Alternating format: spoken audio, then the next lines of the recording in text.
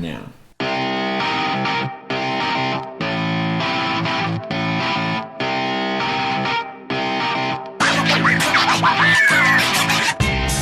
Hello and welcome to the Deep NBA podcast. My name's Sean and joining me as always is the one and only Dante Boffman. Mr. Boffman, man, how are we? Hey, stranger. Oh, bloody been 3 weeks since we've been sitting in these seats and saying those words. My goodness, seems like a lifetime. Oh, Seems like a lifetime. all right, should we get into it?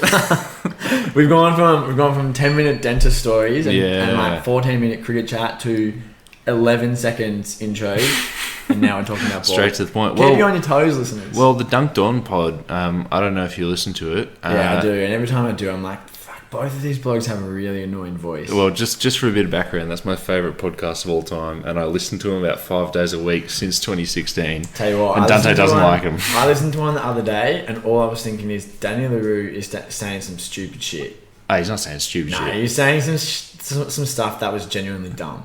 Really? Yeah, it was on the Easter, 15. Yeah, 15 and 60. Yeah. Yeah. He just said, I can't remember what it was, but it was like the most flawed logic ever. Yeah, really. Yeah. See, I cannot disagree more. He was talking about. I treat them as gospel, man. I think Nate Duncan is good, but Daniel, he's got an annoying voice. Oh yeah. Dude, his voice is so annoying. When I lived with my mum was like, dude, that second guy needs to turn it down. Yeah, genuinely though. Also, bad on me for just walking around with a pod on full volume. Oh well. I'm sure Karen didn't mind. I don't mind Nate Duncan. I like him with Hollinger on the Athletic. I really do like good. that. And tell you what, I'm a pro's pro continuing the podcast. Yeah, Whilst with the the dog. dog is licking my leg. It's, despite the fact you stopped to talk about it. Oh, you can only be so professional. But Dunked On, so like, they'll start the pod and they'll be like, all right, let's get into it. And that's the start of the pod. There's no intro theme. Yeah, that's very... That's I on wouldn't brand. want to get a beer with either of them.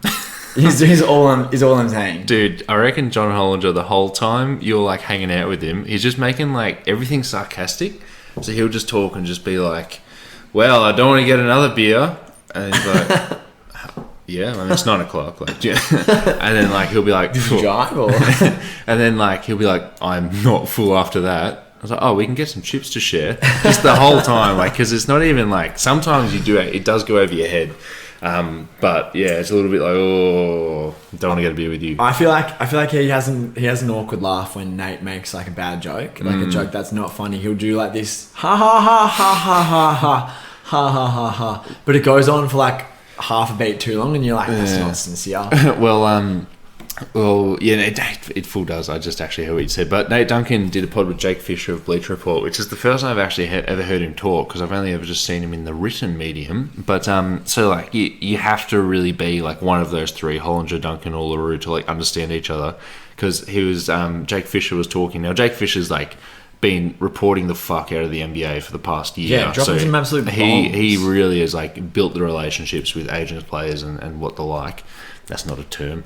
And then, so like, if you're like to him, oh, well, bloody, the Kings suck, he's not going to be like, hell yeah, they do, because obviously he's got, a stake in the game. Yeah. So he was just sort of talking about like the trade situation with the Kings, and he goes like, everything's up for grabs, but it's really like unsure of where they are and where their future is.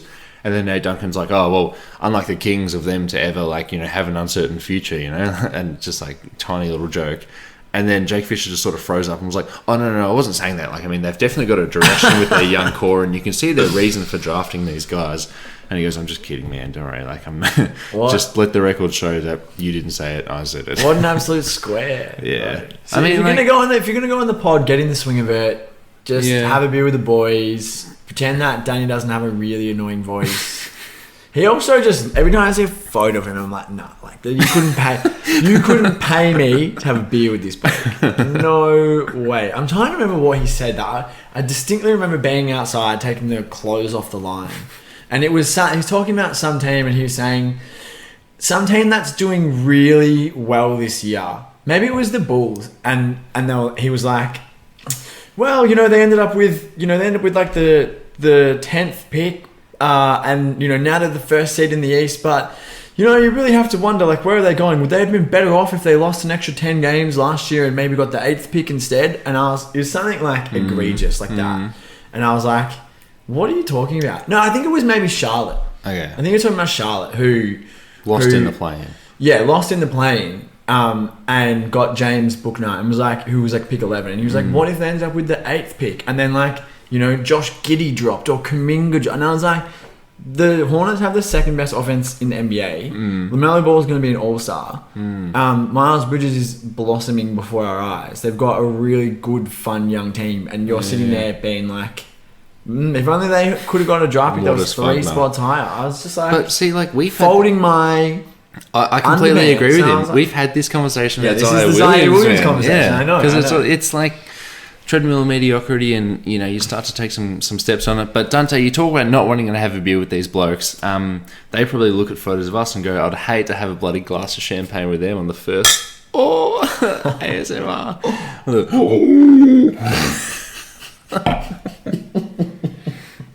When you drink champers, which we are, out of a flute, does it touch your nose? Does the top of the rim touch your nose? Please someone take that on the r/the deep too.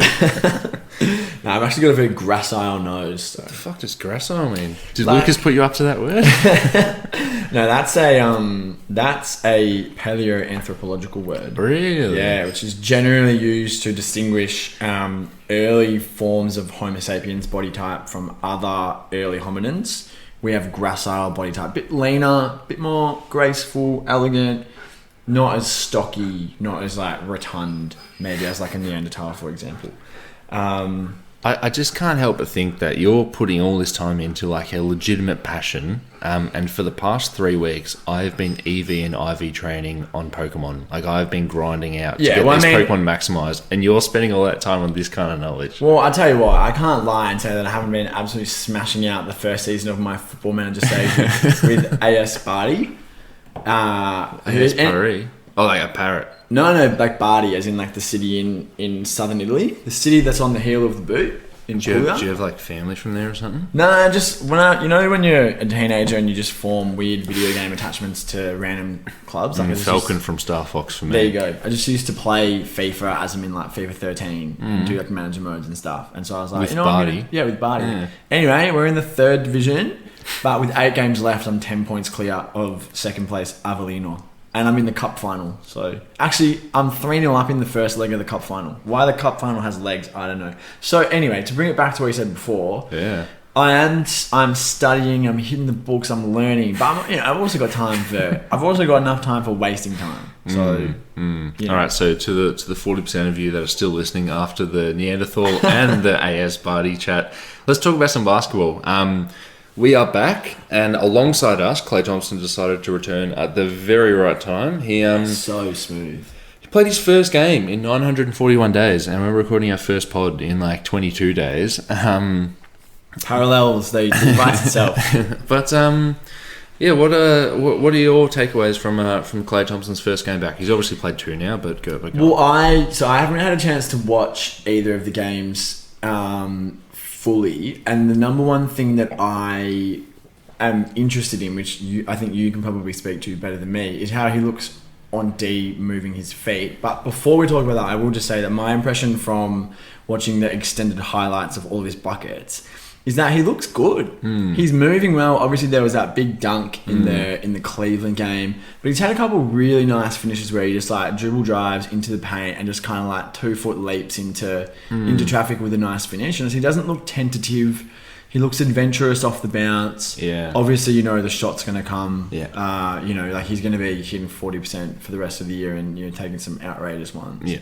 So on that end of the ball, I've been really impressed, and I don't think that there's that much to be worried about, because he's only going to get better as he goes on. Yeah. Once he gets his legs under him and kind of gets a bit more of a sense of like what it's like, the physical stuff, I think, is only going to improve. What has he looked like moving his feet laterally and trying to defend on the perimeter? Yeah, just before I dodge that question, on offense he does look great. Like, you saw that hang and finish yesterday against Memphis, but like he got up and was able to like change his shot in midair. Yeah, it's like, got to get some airtime on that. Yeah, that's awesome. He's got enough elevation to do that after the game back. But what I wanted to say, even before watching his first game back on defense, is like, look, a lot actually hinges on him being good at defense, and how about we just give it a month? Because, like, you know, we're surprised to see him dunk on Jared Allen. We're surprised to see him hang and finish over Jaren Jackson Jr., which is like two great things that have happened. But, like, let's wait. Let's see what he looks like in a month. Like, maybe he's going to be a little bit more fatigued. He's not going to be playing back-to-backs, but maybe, you know, after not being in game shape for 2 years, 2.5 years, or whatever it is. Let's just wait and see. And honestly, on defense, like, I couldn't critique him too much. He wasn't given like the most important roles, and obviously playing against someone like Cleveland, there's plenty of not important roles to go around. I love watching this Cleveland team, but I just can't not put them down. So like, honestly, let's just wait. There was that really big sticking point against Darius Garland, where like Darius Garland drove past him and then faked and then got him up in the air, and then getting it, like, if you look at the replay, he didn't touch him and it wasn't a foul, but like, you know, that's just a discipline thing. Clay's eventually going to like get back to game shape and not have to trust just to be able to jump up and block the ball. He's going to be going back to that really disciplined defender that he is. But let's just wait and see. Like, I don't want to take anything away from 2 games. It's a tiny sample size. Especially when it, you know, conforms with my opinion. Yeah. So let's just wait and see. But early returns have been great. Yeah, I mean, he definitely is giving the vibe that, you know, by April he's going to be able to play 35 minutes a game and give you 20. And he should be. Like, he's had so long out. Yeah, but I mean, like, part of it is, it's not so much just game conditioning and like health. Part of it is like him being a player that you want to play 35 minutes a game. And he looks like he's going to kind of get back to being, maybe, you know, we'll see if he can be what he was previously. You know, we'll see if he's like Kevin Durant. He comes back to be just as good as he was pre-devastating injury. But he looks like a player who's going to demand to be played come playoff time, come the postseason, which some of the discussion this season and, you know, over the last 2.5 years has been like, okay, like, if he comes in and he gives you 20 good minutes a game, like, is that enough? Is that okay? Like, what does his team look like if he's not himself at the level that we come to expect? And like you say, early returns are that he will get there sooner rather than later, which means for a team that, you know, is arguably the best team in the league, tied with the Phoenix Suns for the best record in the league, that's pretty sick. Pretty funky fresh. That you're genuinely going to add like 90% Klay Thompson to this roster and give him 4 months of ramp up time before the games actually matter. Yeah. So like, we'll obviously talk about this moving forwards, and it's going to be something that I definitely will be watching for the rest of the season and onwards. But one thing I do want to talk about with you is like, do you reckon Klay has got somewhat of an unnatural cult following in the time that he's been out? Because this is such a silly situation, and Klay's always been that guy who's like dancing in the club and does like a full 360 and he's on the boat and stuff. But do you reckon he's like, you know, he's come back with the headband now and he's wearing the headband permanently, and he's doing the snarl as he comes back after the dunk, and like, everyone's going nuts, Klay Day, so on and so forth. Like, do you reckon any other second best player on a championship team would get this sort of return? And do you reckon it's like he's got more of a cult following because he's been out for so long and everyone's like, oh my God, he's had back-to-back injuries and scored 37 a quarter, and obviously Golden State only needs to win 6 games because he's just going to win game 6 for him? Well, I think that there's something to be said for the fact that he always has been a bit of a goofball, and that he kind of had this reputation for being a bit of a goofball, and everyone was like, oh, that's Klay, you know, since the Warriors started being good 7-8 years ago. That's always been something, which is something that not necessarily any other like second best players on recent championship teams have had. Like Chris Middleton's. I mean, Kyrie's a bit of a goofball. Yeah, well, I mean, like Kyrie does have his own cult following, and that is in part because it's probably more of a cult than a following, though. Someone investigate this man. But that's similar to Klay, because Kyrie, you know, has had more media access, more media attention, say, than like a Chris Middleton or a Drew Holiday. And like he's commentating games. And but also I think the thing with Klay that sets him apart maybe from other players in a similar role or position or level of success is the fact that he is a member of the only dynasty that we've seen in the last 20 years. You know, that this is a storied team in the history of the game, let alone, you know, the modern game, where they are like the fundamental team that has been the most successful, the longest lasting. They changed everything about the way the game is played. Yeah.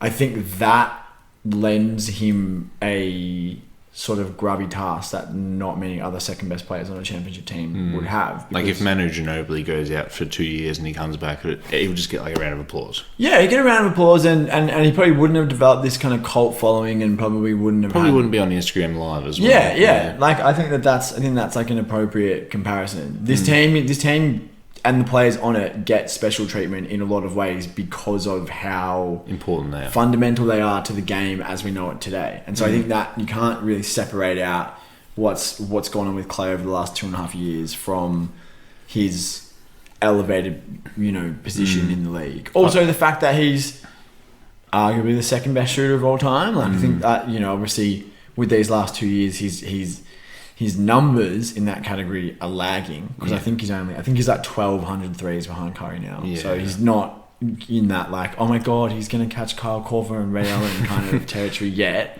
But like if he was on another team for his whole career, they'll be like, who's better, Klay or Steph? And like the 3-point contest would mean more. But I honestly think it's just because this is a situation we've never seen before. Like we've seen superstars get injured, and when they come back to their teams, those teams are pretty aged and those teams are pretty shit. But the fact that Klay's come back, his team tanked for a year, got a really high draft pick, rebuilt on the fly, retooled, had a gap year, as we're going to talk about Steve Ballmer calling it, and then he's come back and they're still a championship contender, and he's just like purely adding to the championship contention. Like that is a situation that's never happened. Like you don't really see a dude come back from injury this well to be welcomed into a team that is a contender without him. I mean, it's cooked, man. It's almost unfathomable, and I think the added layer of complexity is that they tanked, got a really high draft pick, got 3 really high draft picks from where they usually pick because they're usually picking 28, 29, 30. The Jordan Poole range. The Jordan Poole range, exactly. The Alan Smiley range. Some of us call that the Archie Goodwin range, but that's fine. Who the fuck's Archie Goodwin? Archie Goodwin is a Phoenix Suns former Phoenix Suns slashing 2-guard who actually ended up in prison. Oh, really? Former Kentucky Wildcat. Yeah, I was going to say he's played for Kentucky because, as you know, I'm a massive Kentucky fan. Yeah. But I think... He's now playing for Prison FC. A year ago... Why would he play football? A year ago, I don't know if this is still up to date, and I can't imagine why it wouldn't be, but he was the all-time leader in G League points. Total points. Because he just always got a cup of tea. Surely fucking Andre Ingram is because he's been in the G League for 15 years. Like, not G League, Summer League. Well, if you Google Archie Goodwin, the first thing that comes up is a 17-year-old Newcastle Jets player. So, Archie Goodwin, NBA. Archie Goodwin. He's wearing ball and jersey. He plays for Budivelnyk of the Ukrainian Super League. Yeah, well, so they just don't have prisons in Ukraine. Apparently not. I think maybe you end up in prison for some different things over there, such as being politically engaged. Actually, speaking of politically engaged, did I tell you that my PayPal account was suspended? I told him, the intruder in the pod. Why? So I, on New Year's Day, was trying to order a HSP, as you do. Yeah. And it was just like, can't happen, payment didn't go through. I'm like, what do you mean? Check my bank account, got enough money for HSP, got enough money for a couple of HSPs. No, I don't mean to brag, but I've got at least $40 in my account. The new fucking status symbols. How many HSPs? Currency in HSP. So I'm like, what the fuck's going on? And then like later on, a bit more under the influence, bit more motivated to get this HSP, and I'm like, what the fuck's going on? Where's my HSP? And then I'm just like, maybe I'm doing it wrong. So I'm like to my friend Rory, who might be listening to this, I'm like, hey man, do you want a kebab? Like, maybe if I get some goodwill of I'm helping others get fed, I can also get it. So I'm like, Rory, you want a kebab? He's yeah, chicken kebab. I'm like, awesome, chop it in HSP. He transfers me to $13. I'm like, whoa, bit preemptive anyway. Order it, doesn't come, and I'm like, what the hell's going on? And then the next day I check my emails and it says your account has been suspended for being a politically active person, and I'm like, what? And then it says resolve by answering these questions. So I click on, there's one question, it says, are you politically active? And I'm like, no. And they're like, okay, here's your account. What the fuck? Yeah. What kind of Chinese government shit is that? But it didn't even tell me how I got the flag. It just said, we thought you were, whoops, sorry. Fucking hell! I know. But where's PayPal? Why is PayPal, man? Well, Elon Musk founded PayPal. That's how he made his money. So it's headquartered in Phoenix, I Arizona. thought Elon Musk made his money with Tesla. That came later. No, that came later. He actually made his money on PayPal. So it's founded in Phoenix, Arizona, where Elon Musk is from. Thus, your jersey sponsor for the Phoenix Suns. Of course, makes sense. At what are we this year? Are we Footprint Arena? It's not Talking Stick. It's not Talking Stick anymore. Yeah. Anyway, I've got the talking stick, so let's move on to the next topic. Wow, you're 2 for 2 on absolutely fucking smooth transitions. A report from the aforementioned Jake Fisher. Killing the game, by the way. Someone give Jake Fisher his flowers. Come on the pod. Hey, we'll fucking chat with you. We won't talk you into a corner. So I will say nothing bad about the Kings. So, Jake, the Kings have plans on playing basketball this year. Would you like to tell us about that? Oh, there's a flop done there. His report is pretty much that the LA Clippers are wanting to do a gap year, and this is something that Steve Ballmer's on board with. Why'd you nod at me? We've both got the sheet in front of us. No, I didn't nod at you. I'm finishing my drink. Would you like a top up? Oh, sweetheart, of course. So the report read that outside of their main guys, the Clippers would become sellers at the deadline. So their main guys, Paul George, Kawhi Leonard, I saw the name Terrence Mann there, and I'm not sure if Marcus Morris is in there. I hope not, for fantasy reasons. Well, that's a lot of head. Not going to say anything. And so, like, the idea with this Clippers rebuild is to, not rebuild, sorry, just the gap year is to follow sort of what the Warriors did, which is like, okay, you've got the year off. Steph, take a little bit easy. Aaron Baines is a big bloke. Maybe that really hurt your hand for a little bit longer than that should have. We'll develop some young guys. They obviously discovered Juan Toscano Anderson. They gave the minutes to Damian Lee to become who he was today. Kai Bowman. We have a laugh. Maybe I should go to Kai Bowman jersey. But they gave these guys developmental minutes. Glendon Golden Tigers Kai Bowman jersey. So they have these guys on their roster like Keon Johnson, Brandon Boston Jr., and I'm not going to tell you anymore because I don't watch enough Clippers games to know. Serge Ibaka is a bit of a developmental. They've got this. Maybe it's Brandon Boston. I remember watching a few Clippers games. I've probably only watched them like twice this season. But I remember watching and being like, man, is Brandon Boston like a second round pick or something? He looks really good. Yeah, he does look good. He also hasn't been getting many minutes, so maybe that's injuries, maybe that's just lack of trust. One of the games that I watch, is he number 4? Can I just say, at your party, I said this, Brandon Boston had just scored like 26 points or something and hit the game winner, and then I was talking to one of your mates and I was like, he's just like, because he's a Clippers fan, right? So I'm like, maybe he is, I can't remember. Who the hell was that? Maybe he's not a Clippers fan, but I was like, you watch basketball, I like basketball, blah, blah, blah. I'm like, oh, did you watch today? And he goes, yeah, Brandon Boston had a fucking killer game. And I'm like, did you know he actually holds the record for the most points scored against a city where his surname is the city? He surpassed Antonius Cleveland. And this dude just looked at me, didn't get my humour, didn't laugh at all. I'm like, Antonius Cleveland obviously scored it in Cleveland, and Brandon Boston scored 26 points against Boston. And then Lucas, friend of the pod, from the Jeff Van Gundy National Basketball Association tribute show, was just like, oh, man. I thought it was funny. So the Clippers want to take a gap year, and they mentioned that the Golden State Warriors took a gap year, and it's been great for them. But the Warriors came out of that with Juan Toscano Anderson, with an experienced Damian Lee, with Kai Bowman, but they also had their draft pick to draft, what's his name? James Wiseman, right? Big Jim. They drafted Big Jim, they drafted Kuminga, and they drafted Moody, and none of them have given them anything even remotely consistent. So that's the... hang on.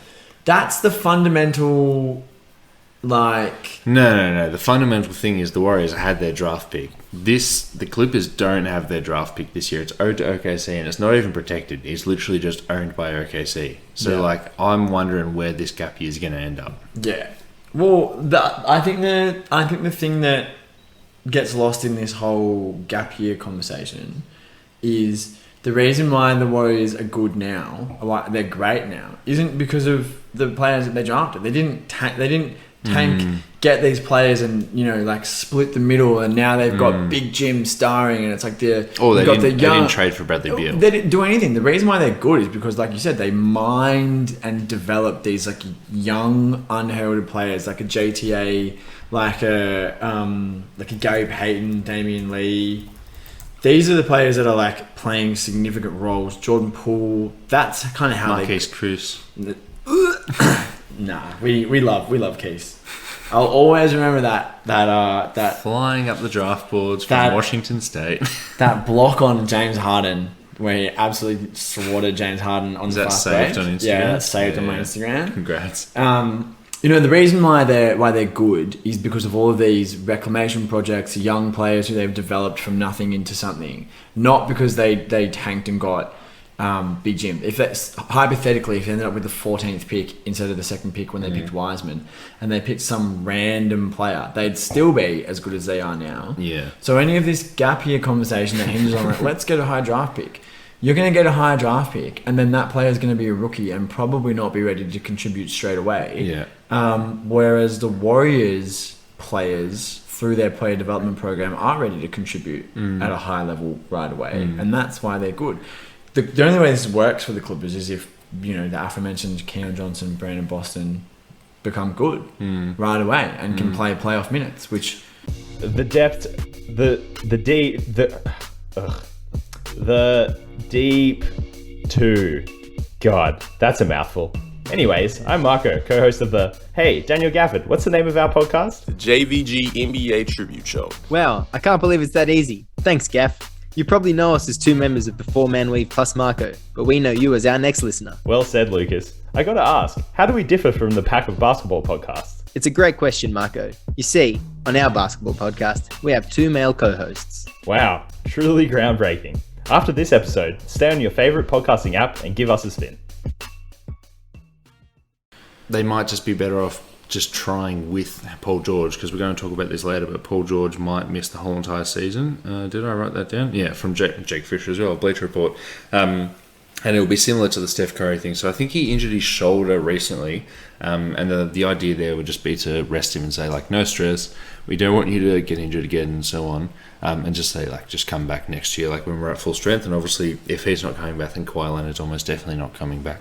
So, wouldn't you just be better off, if you want to give Brandon Boston developmental minutes, play him next to these two wings? How much is it going to do for him if he scores 12 points on 14 shots? It's the classic thing that we've seen more and more in recent years of teams wanting to, instead of being as bad as they possibly can, a la Sixers era, process era Sixers, they want to actually get some vets in there and get some players who know what they're doing, so that the young players don't develop in a fucked up basketball ecosystem, both on the court and off the court. So I guess you could talk yourself into that thing, play Brandon Boston 32 minutes a game and say take 15 shots and see what you've got, but that's not a role that he's going to ever play when this team's good. So you need players who are going to play the same role. JTA is playing less minutes now than he did, last year, the year before, because there's more players that are healthy. But he practiced the role that he's playing now is the role that he played last season and the season before. Yeah. It's not really going to do you much good if you develop Brandon Boston into this amazing wing on-ball scorer, because he's going to come back, play with these two guys who are healthy, who are not going to. He's not going to get the ball. Yeah, you're training him to be Monte Ellis, but he's going to come back and be Damian Lee. And Damian Lee did that when they were gap year.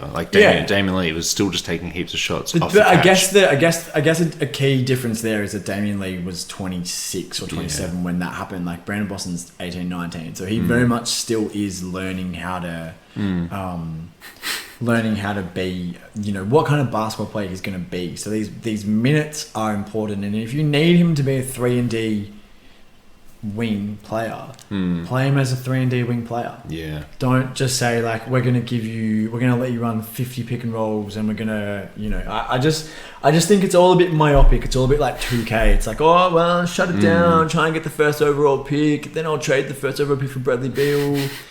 Yeah, I think that IRL, that's not how it works. The alternative is sort of what they're doing right now anyway, which is just trying to win games. So but that's something that I've kind of had my eye on this year for all of the PG stands. Obviously, we have at various points in the past given it to Pandemic P a little bit on this pod, and he started out the season really, really well. Through the first 10 games, he's averaging 30 points, great efficiency. Now he's stepping into what number does it start with territory. And what season, how many seasons is this now where he's been the best player on a team, and he's struggled to, not that this is some gangbusters amazing roster, but he's struggled to A, bring the team to success, and B, just put in like a legit performance as a leading man. If this team was this good and scrapping for the play-in, and he was averaging 26, 8 and 6, and he was shooting 50, 40, 80, you would be like, wow, he's really doing the best that he can. But he is exactly like what Jokic is doing right now. Jokic has got the greatest plus minus of all time, and he's putting up 28, 8 and 8. Yeah, I mean, no one's saying that Paul George has to be Jokic, but like, Paul George is struggling to be the number one player on an average team. Yeah. And it's like, well... And Jokic is clearly extremely efficient when he's on. Does that not, for anyone who wants to say that he's a top 10 player in the league, like, how many of the other top 10 players in the league haven't had multiple seasons as the best player on a team with an amazing offense? None of them. Even someone who has been so maligned this year as like, what do you do with him? Like Dame. Like, Portland's been a top 5 offense how many times since Dame's been their best player? Yeah. It's not like, Dame's actually not that good because you're struggling one season with massive injuries. Yeah, exactly. It's like Paul George just doesn't have any credit in the bank with this sort of stuff. Yeah. It's just like another example for... He literally has the last half of the OKC season. Yeah. That's his credit in the bank. Yeah. Yeah. Sheesh kebab, man. Anyway, if Paul George makes the All-Star team... I'll be eyes emoji. Well, he probably will. Then he'll be an injury, and then he'll get replaced by whatever, same as Anthony Davis. Next piece of news is that Philadelphia want to have their cake and eat it too. This was a report coming from Brian Windhorst and Mark Spears of ESPN. They said that Philly are looking to make a trade, and in any possible Ben Simmons trade, they want to include Tobias Harris. Kyle Kuzma had a nice little tweet about this. He of averaging 35 million points and 20 rebounds. Washington Wizards history. Kyle Kuzma had a tweet where he goes, that's going to be really hard to trade $80 million in one fucking go. Because probably he could be a GM in the future with insight like that. I don't think you can be a GM, but just by saying everything you can't do. I think the whole thing is finding things you can do. He could be like a cap expert. He could be like the cap consultant. The GM would be like, hey Kyle, can we trade $80 million in one trade? He'd be like, no, probably not. Goes on the ESPN trade machine. No. Hey man, that's red. Fuck. Don't do that. So this is like Daryl Morey, in my opinion, and we knew this was going to happen coming from just waiting out the whole entire thing. He's now coming from a position of weakness, right? He's now losing the public perception game because now you start hearing these creepings of. I mean, Philly have won 6 or 7 straight games, but you hear these people saying, "Oh, Joel's prime. He's a big dude. He's injury prone." You've gone from that. You've gone from a positive thing to people start saying that. And now all of a sudden he wants to throw in Tobias Harris, who in my opinion is a bad contract. Yeah. He's a good player, but it's a bad contract. But if you wanted to trade him to Atlanta, for example, you would have to throw in the sweetener to get that deal done. Let's say I don't think you would, but you would have to be at peace with giving up the best player in the deal. If you were trading him to Atlanta, you'd be doing it for Cam Reddish, Kevin Herter. You'd have to invite him to your party and stuff. You'd have to be real nice for a couple of weeks. You wouldn't be getting John Collins in a trade with. I've got some thoughts on John Collins. Yeah, well, we can get to that. I don't think that necessarily you'd have to throw in a sweetener. Okay. But you'd have to be prepared. Do you reckon he's neutral value?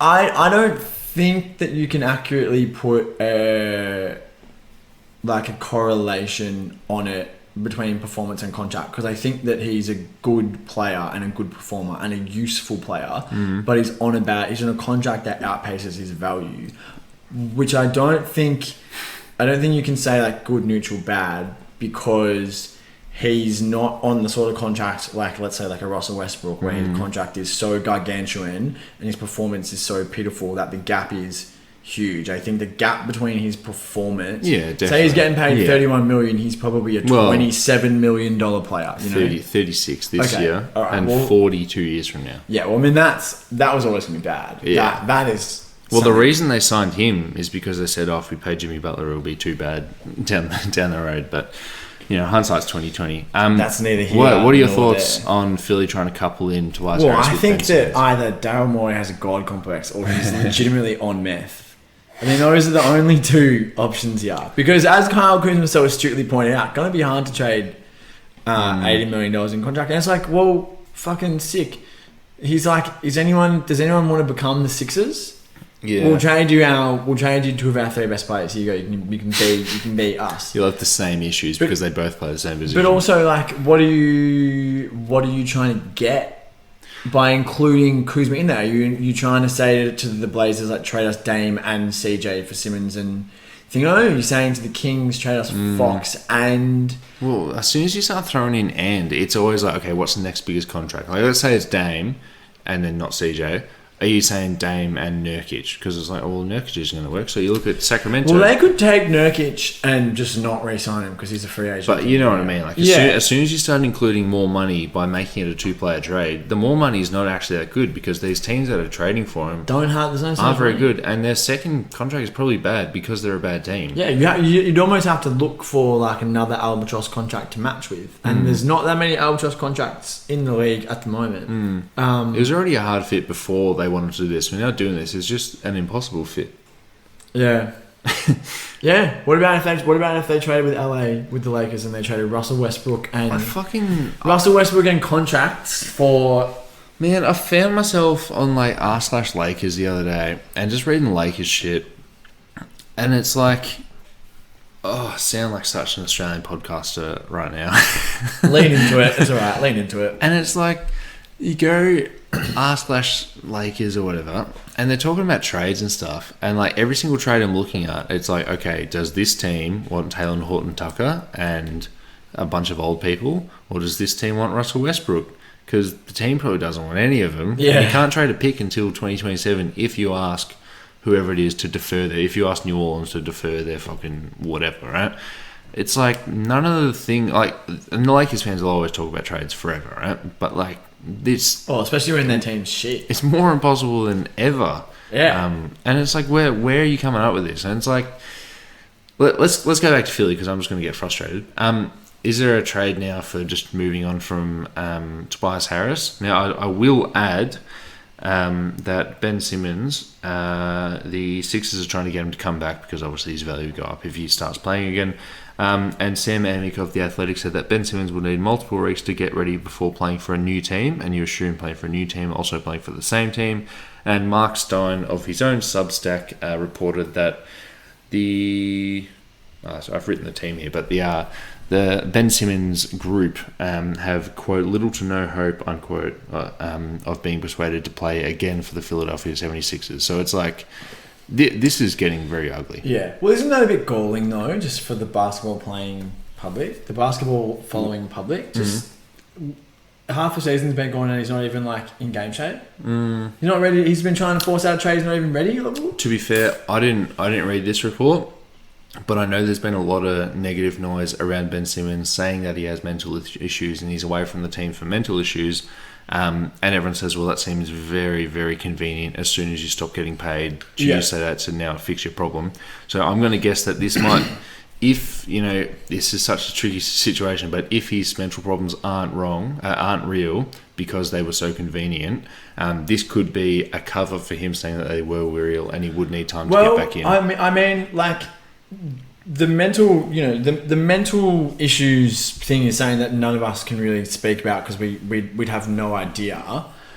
But what we can say is that it's given that those mental issues only surfaced after he misplayed his hands so completely, you can rightfully be a little bit skeptical. Yeah. Or you can say that, maybe he has anxiety or he's feeling depressed or he hates how everything's going and he's really mentally struggling with it because he's behaved like a petulant child, like a fat little entitled 8-year-old of like a rich family, just that annoying kid that just demands everything and does nothing to work for anything.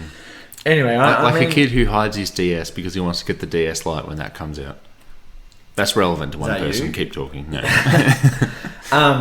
Anyway, it's kind of neither here nor there, but I think that's pretty unimpressive though that in a season where you're holding out, you're not reporting to the team and you're trying to get make your way to another team, that you're not even ready to go. Like a team that's going to trade for you at the deadline is what is not going to get you this year because you're going to be sit out the rest of the season because you're you're not in game shape. Like, Yeah. what kind of absolute... But also look at Kyrie Irving. He hasn't played games for 35 games, and he came back and he looked great, and he looks in game shape. Kyrie's just a hooper, though.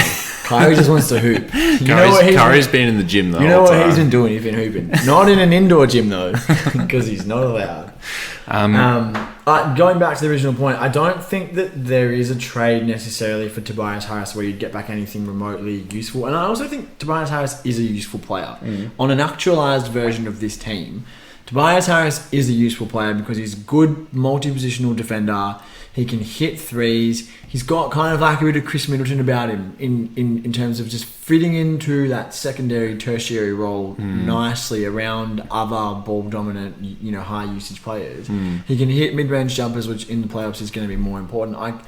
Yes, he's kind of like a wilting violet, shrinking violet sometimes, and doesn't rise to the biggest occasion, which is obviously what this team has their sights set on. But I do think that he's a useful player, and I think if the right trade came along, you should trade him. But you're not getting a Tobias Harris level player by trading Tobias Harris. The best you could hope for is to get 2 or 3 contracts that make up his salary. And at that point, it's like, well, what are you doing here? If you're only going to play 7 players in the in the playoffs, and 2 of them is Seth Curry and Matisse Thybulle, then what are you doing? Trading for your 8th, 9th, and 10th players, because it's diminishing returns. Yeah, spot on. And as we were talking, the dog underneath us farted, which I don't know if you can smell that. It's filthy. I actually haven't gotten it yet, but I'm sure that I will. I've copped it for at least 20 seconds now. Before we move on, can I just run through just a bit of a rapid fire, and I want you to keep this as rapid fire as possible. If there's one thing that we do well here, it's move quickly. I was also thinking, I just looked at the time, I'm like, 5:38, we started at 5, that's great, but you got here at 4:30, man. Yeah, we had a bit of a gas bag. Bit of a chin wag. So I've written a couple of articles. I write a couple of articles all the time for nuglove.com, the Denver Nuggets fan-sided page. Sorry, can you say that one more time? nuglove.com. I can't believe it's that easy. So I wrote one article on... so it was reported by Mike Singer of the Denver Post that the Denver Nuggets are not going to be complacent this season. They're going to actually try and improve this season, but when they try and make a trade at the trade deadline, they're also going to make sure that it can help them next year whenever it's at full strength, when they're ready to compete for a title. So I've written 2 articles. One of them's on 3 trade targets on the wing, because Tim Connolly says he wants to improve on the wing. Obviously, I think every team should probably aim to improve on the wing. And then I wrote an article on under-the-radar trade targets for the Denver Nuggets. I'm going to list off all these names. I'll start off with the 3 wings. And the trade package is pretty much all the time going to be JaMychal Green plus one of Bones or Zeke Naji plus this year's first-round pick for Denver. Okay. So think about that when talking about all these Contract, packages. young player, first-round pick. Yeah. Okay. Which is... And I'm acting as the Denver Nuggets. Would I do this? You're acting as both teams, and just tell me quickly if both teams are doing it. Okay. So first one, Terrence Ross. Yes, both teams would Both teams would do it. Yeah. I completely agree with you. Second player, Kentavious Caldwell-Pope. No, I don't think the Wizards. I don't think the Wizards do that either. What are they doing with Bones? Best case scenario, they get Bones. Robert Covington. No, I think Denver's smarter than that. Really? Robert Covington is so clearly on the decline. But would you want to be the latest Northwest Division team to trade multiple first round or trade a first round pick for him? No, Rocco is old and doesn't bring a defined skill to the table like a Ross does. Guess how old he is? He's probably 31. He's 31? Yeah. Terrence Ross, 30 years old. Yeah, well, I was going to say Ross brings defined skill set. That's going to be useful. Shooting. Yeah, Ross is now what Will the Phil Barton was 3 or 4 years ago. Oh, yeah, don't say that. Well, you could also throw in some Will Covington trades, is 31-year-old in a 34-year-old's body. He's not moving as well. He's not shooting as well. I don't think at all that's an upgrade. I think honestly this season JaMychal Green to Covington is probably a downgrade for someone who's playing. Yeah, I agree. JaMychal Green plays really well, and I actually love him as a backup center for all 30 teams. But I also want to factor in the Jokic bump. And Covington's asked to do a lot, but can you imagine Rocco as either your backup 5 or starting wing when he's the 5th option?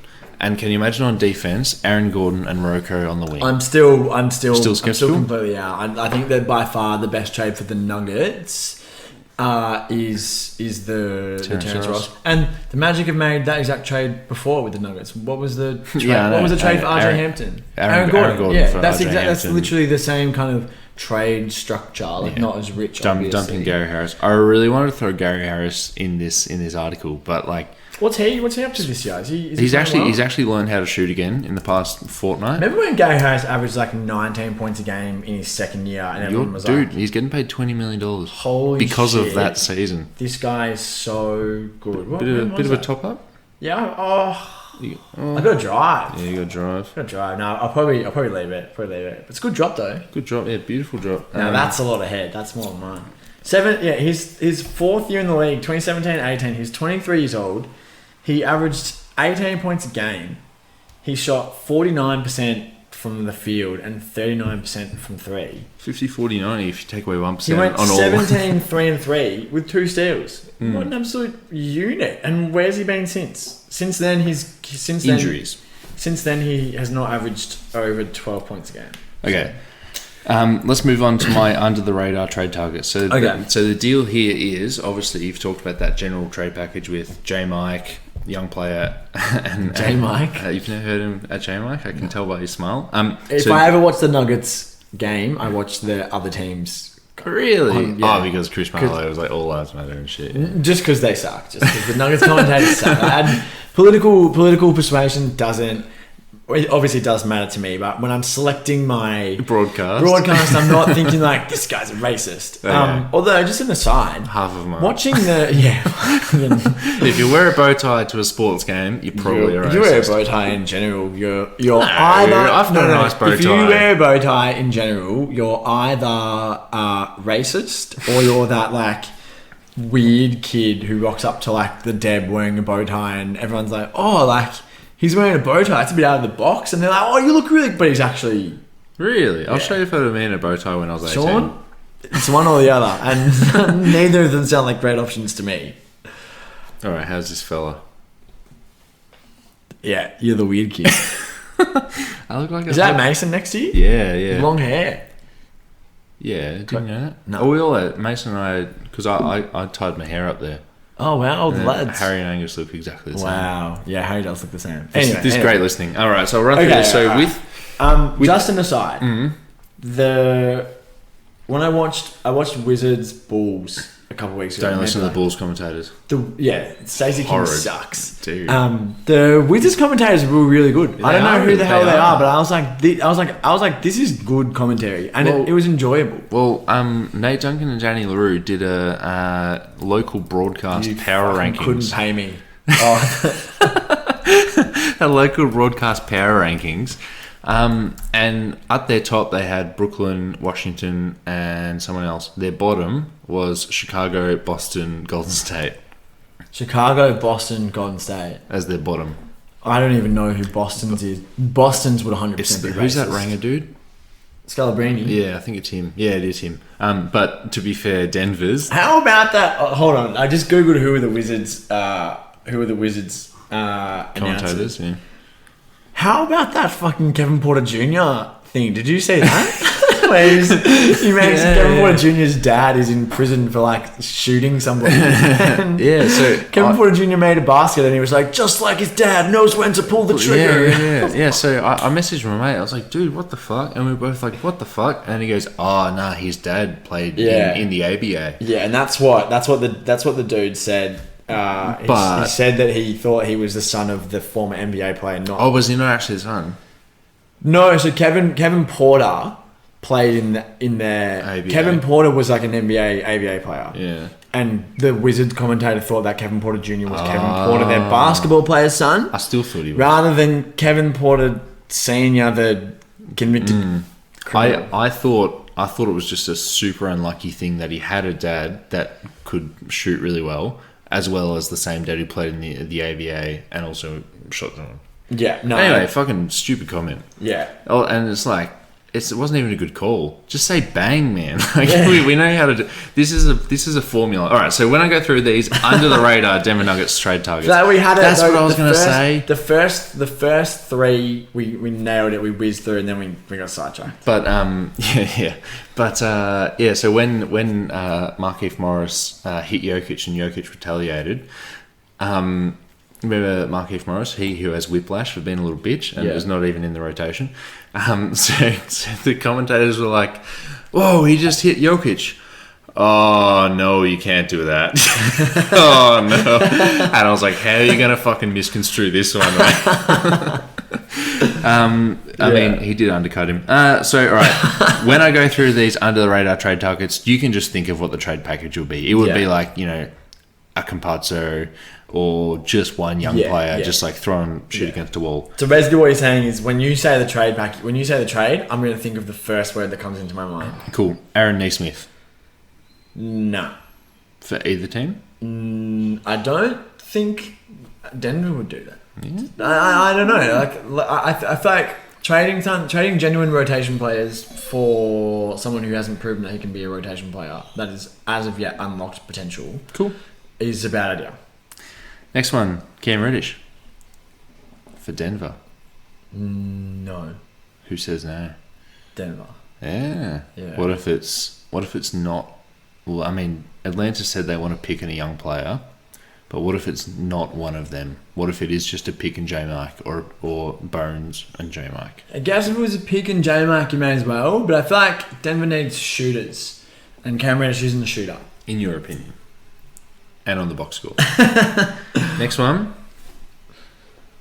Kobe White. Yeah, I could see Denver doing that. There's some Jokic to Kobe heat going on. I could play alongside Jamal Murray. Won't like it on defense, but they could. Yeah, could do. I mean, especially if they're not being complacent and they want to try and add pieces. Kobe White's definitely a good player. He obviously has very defined strengths and weaknesses. He was on the trading block at the start of the year. He'd be an upgrade on Facu. You might be an upgrade on Facu. Hey, to be fair, when Facu plays against bad teams, my floater's going. I'd be an upgrade on anyone. When Facu plays against, I love saying his name. When Campazzo plays against bad teams. He kills it against an infighting Houston team with two players left at half time, 22-12. Yeah. Like one assist. Because he's channeling the Euro days. Yeah, throwback, huh? When he was a young buck, Josh Green. I think Naismith category again. But what if you don't have to give up much at all? Well, I mean, what are you giving up for Josh Green? Zeke Nagy. Okay, if that's the swap, then do it. Really? Yeah, because I like Zeke Nagy. Yeah, I mean, like Josh Green is the exact sort of player that Denver needs, which is a 3-point shooting wing who, maybe has a little bit of potential off the bounce, but he's an athletic defender, 3-and-D wing. Like that's the kind of player that they need. But like Naismith, it's like, well, you've played a year and a half. You haven't really done anything. So any team that's going to trade for you is buying low, but they're going to be like, Houston should trade for Josh Green, and just say, let's see what we have, rather than like someone who's going to say, we're going to give up a good rotation player, Rapid. We're going to give up a good rotation player for this guy who might not be anything. I don't think you can do it. All right, Max Strus. What are you trading, like 2 seconds? Max Strus has been on a minimum contract, so you could do that. What if you're selling high and giving a first round pick for him? No, I don't think so. Because it's going to be the 22nd, 23rd pick. I still don't think so. Yeah. Right.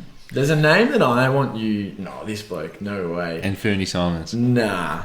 I mean, maybe. Pretty much for the same reasons I said about Kobe White. Like, he's an upgrade on Facu. Worst case, you've got a really good backup point guard. He needs to get paid after this year. Yeah. Kobe White doesn't. He's got one more year left on his rookie deal. There's one dude who I can't believe that you haven't mentioned. Well, I've got one more name. Okay.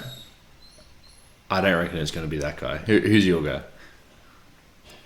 I think Justin Holiday from the Pacers would be a good. Yeah, you messaged me would be a good get because he's the okay. Hear me out. Who's clicking on that, Dante? You got to think about my job here. He's the Josh Green, the Naismith, the Strus, who's actually proven that he's a good NBA player on a playoff. Max Strus is a good NBA player on a playoff team. We'll see. Miami. When did Miami make the playoffs? While Max Strus has been on the team. Didn't play for them in the bubble. Right. All I'm saying is we'll see if Max Strus is in the rotation in the second round. Justin Holiday, can be your 8th man in the playoffs, and he's on like $7 million a year, and you wouldn't have to give up very much. Again, you could probably just do like former Warrior. Yeah, there you go. Get the light years bump. Anyway, that's my 2 cents. All right, I'm going to turn this iPad around, and I want to see your face. Okay. Why are you going to shut up?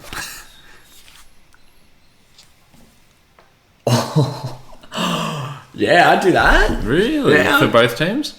I have to think about what you're giving up if you're Washington. Tell the people. For listener reference, it's Rui Hachimura. If I were the Nuggets, I would do that because I think he's shown enough as an NBA player that you're like, I know exactly what you could be on my team, and I know that you could potentially be even better. But I don't think that Washington are gonna readily part with him, and I don't think that like J-Mike, Bones, and a first-round pick is enough. Yeah, because Washington want to be good right now. Yeah, you need to add in more, and then it's like, what? You're adding in another young player, or you're adding in another first-round pick? Then it starts to get into dicey territory, where it's like, if this trade doesn't hit, your cupboard's bare, and you'd hate to be the... Oh my God, Logan! I hope that's not coming up in the pod. Fingers. Tell me what minute, bro. Hey, at 12 Danyang, do you like hearing the down low on all your NBA and basketball content? Hey, at Will Conkin on Instagram and Twitter. Don't you mean the lowdown on NBA and basketball content? No, I mean the down low, because that's our show, The Down Low, where we give you the lowdown on everything NBA. Check out The Down Low NBA on all your podcasting platforms like Spotify, Apple, or even Google Podcasts. Google has podcasts? Yeah, I didn't even know that either, but now you know, so go and get it in your ears.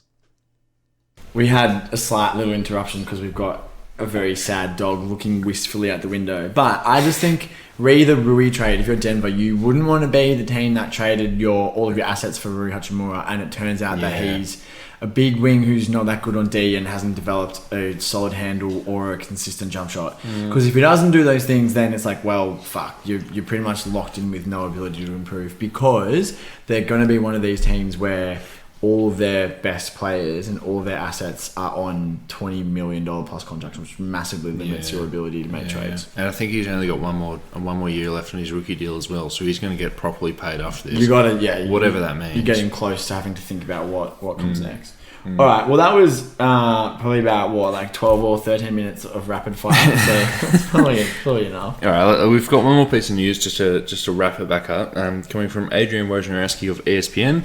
And this was news that Kobe Altman has signed an extension through to the 27-28 season. Kobe Altman, general manager of the Cleveland Cavaliers, of course. He came in just at the end of the LeBron James era, and obviously didn't trade that first-round pick when it seemed like there was a deal on the table to get Paul George, and he didn't make that move. But anyway, what do you think about Kobe Altman signing an extension at maybe the height of his whole hype and height of his powers right now? Yeah, I think Kobe Altman, I would not have signed him to this extension. What was this, like a 5-year extension? 6-year extension? 27-28. We're in 22. So if it takes him to the end of the 28 season, that's a 6-year extension. That's a long time for someone who's put in arguably 60 games of good NBA jamming, because obviously this team's doing really well. Jarrett Allen, they swindled him by getting in on that 4-team trade. And then paid him $100 million. Well, I mean, if you're paying $20 million... He won Eastern Conference Player of the Week. If he's going to be an all-star, which he might, Garland finally looks like a good pick. Mobley... I've been saying that for a long time. But what Mobley looks like a great pick, but then it's like, well, how much credit do you give him for making the obvious easy pick? That's what I want to say, man. Yeah. The top 2 players were gone. You took the 3rd best player. Are you a GM genius, or are you someone who knows how to read? Someone who went on the Ringers draft board and was like, yeah, maybe I should take this guy. Before this season, arguably before the Allen trade, He was so shit, and he kind of fucked up every decision that they'd made, and the team wasn't in a very good position. So this is 6 years for half a season of good basketball is like really buying into it. If he sees through the rest of this contract, he would have been the GM for 10 years. And think about GMs right now who've been in the one place for 10 years. It's like, you can count them on your fingers, right? There are not many, and it's because they've won a championship and they've done great things. You rarely ever see a player, a GM, stick around just for like rebuilding well. And if you're rebuilding well, then are you really doing a great job because you've been rebuilding that whole time and haven't like made an impact? I think his contract was coming up at the end of this off season, so you needed to do something, but you couldn't have given him a 2-year extension, seeing if this team builds on their strong start. And by the way, like this. Yes, they've had bad luck, horrible injuries. Yeah. Sexton's out, Rubio's out, but this strong start is, I think they're 21-17, so you're a couple games above 500. Is that enough for 6 years, a 6-year extension? Considering that the last two teams from the East who've pleasantly overachieved was last year's Hawks and last year's Knicks, and look where both of them are. Both of them have proven to be one-season wonders. Maybe because a lot of this growth is being led by young players rather than like veterans finding their right feel. Maybe that means that this is more sustainable because you wouldn't expect Garland or Mobley or Capella to get or Allen to get worse next year. But still, it seems like a very premature move by Dan Gilbert for someone who from 2017 onwards, like I think I speak for both of us saying, have been particularly unimpressive, and we were kind of questioning, like, does he even deserve to be empowered to make moves as a GM because he's been so underwhelming. Yeah, I was just going to say exactly what you said. I just googled 2018 as the 2018 NBA draft. I was just going to say what you did because, like, yeah, you got Mobley. Mobley looks like Kevin Garnett, but like he would look like Kevin Garnett on 30 different teams right now. Like, if you just make the right choice, I don't want to pat you on the back. Like, I want to see like what's your like tiny little move where you cucked this team. Like maybe Jared Allen is that, but I still don't think that Larry Markkinen is that move. No, well, and I guess it depends on how you divvy up credit in the organization for like the team being good. Because if you're looking at it purely from like a GM perspective, you could say that trading away a first round pick and Larry Nance to get Larry Markkinen and then pay him $67 million over 4 years when there was essentially no market for him. Is a bad move, and that the credit for Markkinen's relative success with this team goes to the coach JB Bickerstaff, and not to Kobe Altman. Like, if he also paid Kevin Love. Yeah, well, how's that worked out? Hey, Kevin Love's going to be the sixth man of the year. That would be a fun thing. It's like how many tens of millions more than second place would Kevin Love be the most expensive sixth man of the year ever? Like. Yeah. What would Jordan Clarkson last year on like 16 million be the most expensive ever, and Kevin Love on like 40 million? Eclipsed. Anyway, I think that there's a reasonable bank of evidence to suggest that Kobe Altman's not that good of a GM, and that circumstance and other characters within the organization have played a significant role in the team being which he put there to be good. But yeah, I know it's a great time to sign an extension. For him it is, but we'll see what he does with Sexton. Yeah. Because the Sexton one is the big one. It's like, well, I mean, he drafted him, and he's got to do this. How is he going to misplay the Sexton trade? Yeah. Because it doesn't feel like they're going to win that situation either way. Whether they re-sign him to a big contract and then it's like, well, Garland's now the alpha guard, or they trade him for like an underwhelming return. It doesn't seem like there's a deal on the table that's going to be a big win. Yeah. All right. Well, fuck. That's all for this week, isn't it? Yeah, I reckon that's a good place to leave it. Anything you want to say before we wrap up? Just that this has been real. It's so great to be sitting in the chairs, looking in each other's eyes. Fuck, how's that? And what you should have said is that there's still an article that's relevant on the deep2that.com. I can't believe it's that simple. On my take on the Ben Simmons situation, and keep your eyes peeled for future Deep 2 endeavours. I don't want to give too much away because it's going to be a lot of work and I'll fucking have to edit it. But something big's coming. I sound like a YouTuber in 2007. There's something cooking. Sean's in the kitchen with something. So Dante, I'll speak to you next week.